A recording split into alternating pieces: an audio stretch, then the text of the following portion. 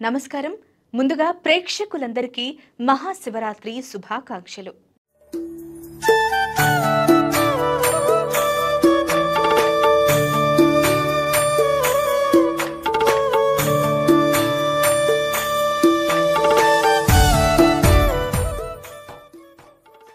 ఓం శ్రీ గణేశాయ నమః. ఓం శ్రీ సరస్వతి నమః. ఓం శ్రీ గురుభ్యో నమః. బోలా శంకరుడంటే భక్తులకు ఎంతో ప్రీతి. ఆయన్ని ఎంత స్తుతించినా తనివి తీరేదని 15 రోజులకొకసారి, నెల రోజులకు మాస శివరాత్రి, ఏడాదికి మహాశివరాత్రి అంటూ ఆరాధిస్తారు. ఈ ఏడాది 2025న మహాశివరాత్రి ఫిబ్రవరి 26 బుధవారం నాడు వచ్చింది. వాస్తవానికి తెలుగువారి పండుగలన్నీ సూర్యోదయానికి ఉండే తిథిని పరిగణలోకి తీసుకుంటారు. కానీ కార్తీక పౌర్ణమి, దీపావళి, అమావాస్య, శివరాత్రికి మాత్రం రాత్రికి తిథి ఉండడం ప్రధానం. ముఖ్యంగా శివరాత్రికి లింగోద్భవ సమయానికి చతుర్దశి తిథి ఉండాలి. అందుకే నిస్సందేహంగా మహాశివరాత్రి ఫిబ్రవరి 26ని జరుపుకోవాలి. ఈ విషయంలో ఎలాంటి గందరగోళం అవసరం లేదు. ఫిబ్రవరి 26 బుధవారం ఉదయం 9:48 వరకు త్రయోదశి ఉంది. ఆ తరువాత చతుర్దశి ఘడియలు ప్రారంభమయ్యాయి. ఫిబ్రవరి 27 గురువారం ఉదయం 8:43 వరకు మాత్రమే చతుర్దశి తిథి ఉంది. అంటే సూర్యోదయానికి తిథిని పరిగణలోకి తీసుకుంటే ఫిబ్రవరి 27 శివరాత్రి జరుపుకోవాలి. కానీ లింగోద్భవ సమయానికి చతుర్దశి ఉండడం ముఖ్యం కాబట్టి ఫిబ్రవరి 26 బుధవారమే శివరాత్రి జరుపుకోవాలని చెబుతారు. హిందూ మత విశ్వాసాల ప్రకారం మహాశివరాత్రి రోజున శివపార్వతుల వివాహ వార్షికోత్సవ వేడుకలను జరుపుకుంటారు. ఈ సందర్భంగా ఈ ఏడాది మహాశివరాత్రి ఎప్పుడొచ్చింది? పూజా విధానం, శుభ ముహూర్తాల గురించి తెలుసుకుందాం. మహాశివరాత్రి ప్రాముఖ్యత ఏంటి? హిందూ పంచాంగం ప్రకారం ప్రతి ఏటా మాఘమాసం కృష్ణపక్షంలో చతుర్దశి తిథి నాడు మహాశివరాత్రి పండుగను శివయ్య భక్తులు ఎంతో ఘనంగా జరుపుకుంటారు. ఈ పండగ వేళ తెలుగు రాష్ట్రాలతో పాటు దేశంలోని శివాలయాలన్నీ శివనామ స్మరణతో మారుమోగుతాయి. మహాశివరాత్రి వేళ సూర్యోదయం కంటే ముందే నిద్రలేచి తలస్నానం చేసి ఉపవాస దీక్షను ప్రారంభించి ఆలయాలకు వెళ్లి ప్రత్యేక పూజలు చేస్తారు. ఇలా చేయడం వల్ల తమ కోరికలన్నీ నెరవేరుతాయని శివభక్తుల నమ్మకం. ఈ పర్వదినాన రాత్రంతా జాగరణ ఉండటం వల్ల, రాత్రి సమయంలో శివునికి అభిషేకం చేయడం వల్ల తేజస్సు లభిస్తుంది. అంతేకాదు, శివయ్య ఆరాధనకు మోక్ష మార్గంలో ప్రయత్నించే వారికి ఇది విశేష సమయంగా పండితులు చెబుతారు. ఇంత ప్రాధాన్యత ఉన్న మహాశివరాత్రి ఈసారి ఫిబ్రవరి 26వ తేదీన బుధవారం నాడు వచ్చింది. ఇదిలా ఉండగా మహాశివరాత్రిని ఎందుకు జరుపుకుంటారు? ప్రతి ఒక్కరూ ఎందుకని జాగరణ చేస్తారు? ఉపవాస వ్రతాన్ని ఎందుకని ఆచరిస్తారు? మహాశివరాత్రి రోజున శివుని పూజా విధానానికి సంబంధించిన ఆసక్తికరమైన విశేషాల గురించి ఇప్పుడు తెలుసుకుందాం. మహాశివరాత్రి ఎప్పుడంటే తెలుగు పంచాంగం ప్రకారం ఈ ఏడాది మాఘమాసంలోని కృష్ణపక్షంలో చతుర్దశి తిథి అంటే 26 బుధవారం 2025 బుధవారం ఉదయం 11:08 ప్రారంభమవుతుంది. ఈ తిథి మరుసటి రోజు సాయంత్రం ఫిబ్రవరి 27వ తేదీ 8:54 ముగుస్తుంది. ఈ మహాశివరాత్రి పర్వదినాన ప్రదోష కాలంలో శివయ్యను పూజిస్తారు కాబట్టి ఉదయం తిథిని పాటించాల్సిన అవసరం లేదు. అయితే ఈసారి ఉదయం 11:08 నుంచి రాత్రి 10:05 వరకు భద్రకాలం ఉంటుంది.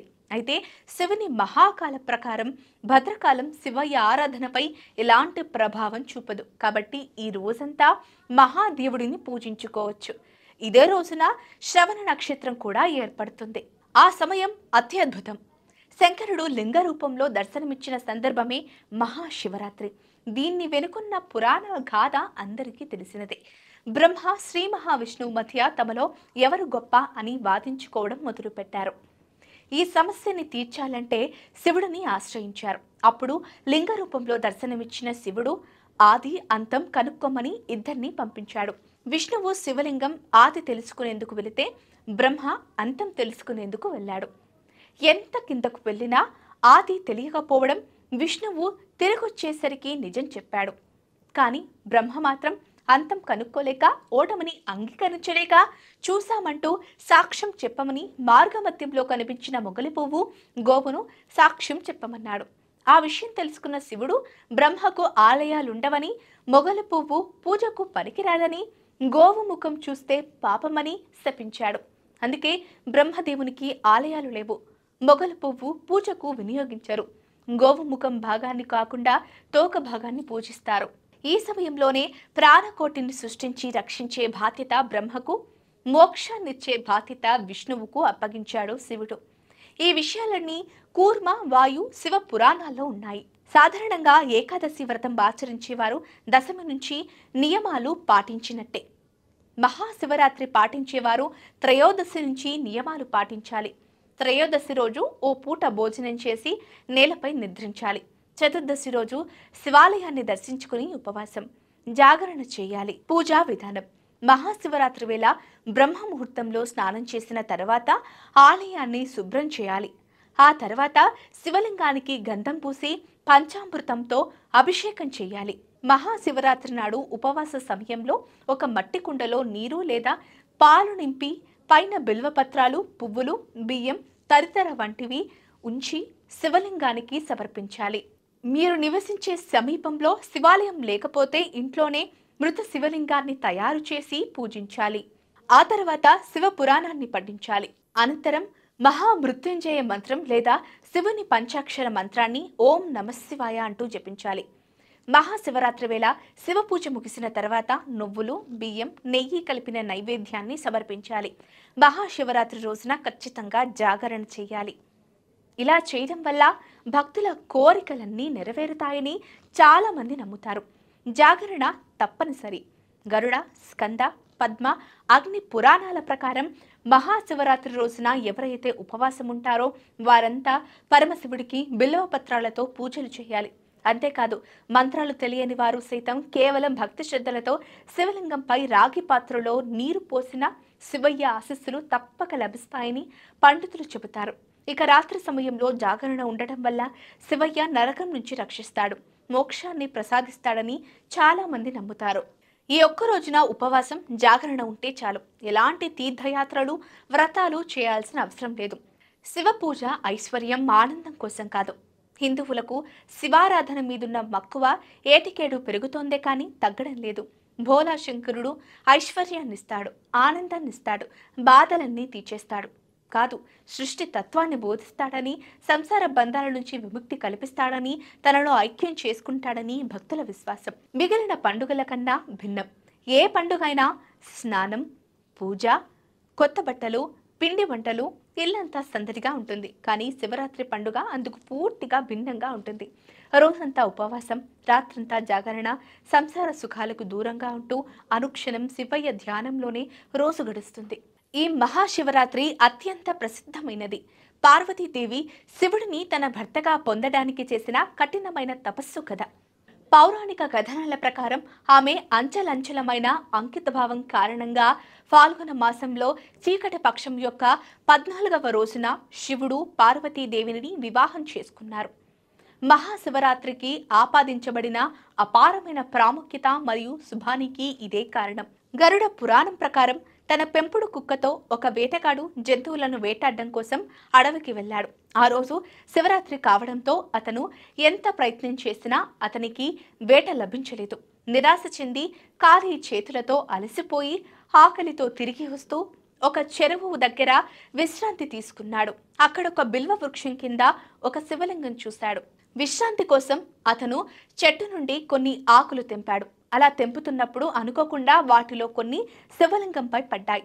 తన పాదాలను శుభ్రపరచుకోవడానికి అతను చెరువు నుండి నీటిని తెచ్చి చల్లుకున్నాడు. అనుకోకుండా కొంత నీటిని శివలింగంపై చల్లాడు. ఈ పనులు చేస్తుండగా అతని బాణాలలో ఒకటి అతని పట్టు నుండి జారిపోయి శివలింగం ముందు పడి నిటారుగా నిలబడ్డట్టుగా అయ్యింది. అది ఈశ్వరుడికి నమస్కారం చేసినట్లయింది. వేట కోసం అతను ఆ రాత్రంతా ఆ చెట్టు దగ్గరే నిద్రపోకుండా చూశాడు. ఈ విధంగా తనకు తెలియకుండానే శివరాత్రి రోజున అతను శివపూజ ప్రక్రియ మొత్తాన్ని పూర్తి చేశాడు. అతని మరణం తర్వాత యమదూతలు అతని ఆత్మను తీసుకుపోవడానికి వచ్చినప్పుడు శివుని పరివారం నుండి దేవతలు అతన్ని రక్షించడానికి వచ్చి అతను తనకు తెలియకుండానే శివరాత్రి రోజున శివపూజ చేసినందున అతన్ని కైలాసానికి తీసుకెళ్లారు. ఇక తెలియకుండా చేసిన శివరాత్రి రోజు చేసిన పూజకు ఇంత మహిమ ఉంటే తెలిసి చేసే శివ పూజలో ఎంతటి మహిమ ఉంటుందో మీరే గమనించగలరు. మహాశివరాత్రి లింగోద్భవ శివార్చన సమయం రాత్రి 12:03 నుండి 12:52 వరకు. ఫిబ్రవరి 27 నుండి 12:51 నుండి ఫిబ్రవరి 27 వరకు. వ్యవధి 48 నిమిషాలు. శుభముహూర్తాలు. బ్రహ్మముహూర్తం ఫిబ్రవరి 26న ఉదయం 5:17 నుంచి ఉదయం 6:05 వరకు. మొదటి ప్రహార్ పూజా సమయం సాయంత్రం 6:29 నుంచి రాత్రి 9:34 వరకు. రెండో ప్రహార్ పూజా సమయం ఫిబ్రవరి 26న రాత్రి 9:34 నుంచి రాత్రి 12:39 వరకు. మూడో ప్రహార్ పూజా సమయం ఫిబ్రవరి 27న మధ్యాహ్నం 12:39 నుంచి మధ్యాహ్నం 3:45 వరకు. నాలుగో ప్రహార్ పూజా సమయం ఫిబ్రవరి 27న ఉదయం 3:45 నుంచి ఉదయం 6:50 వరకు. సర్వేజన సుఖినో భవంతు. ఈ శివరాత్రి రోజున కనీసం ఒక్క గోవుకైనా ఏదో ఒక ఆహారం పెట్టండి. ఇలాంటి మరిన్ని వీడియోలు చూడడానికి మా ఛానల్ని సబ్స్క్రైబ్ చేసుకోండి. నమస్కారం.